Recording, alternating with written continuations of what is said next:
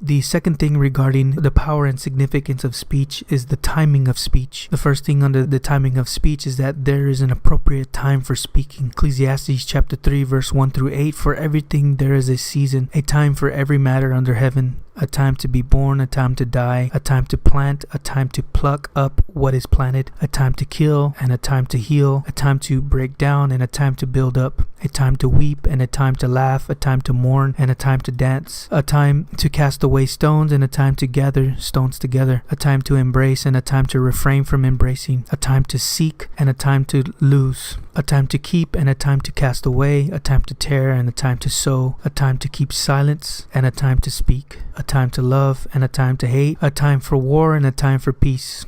A second scripture regarding the timing of speech and that there is an appropriate time for speaking is Proverbs chapter 15 verse 23. It says, to make an apt answer is a joy to a man, and a word in season, how good is it? Proverbs chapter 15 verse 28. The heart of the righteous ponders how to answer, but the mouth of the wicked pours out evil things. Proverbs 25 verse 11 through 12. A word fitly spoken is like apples of gold in a setting of silver. Like a gold ring or an ornament of gold is a wise reprover to a listening ear.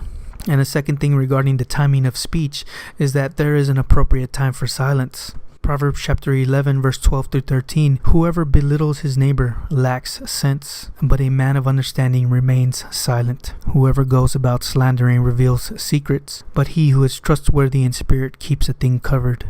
A second scripture regarding an appropriate time for silence in the timing of speech.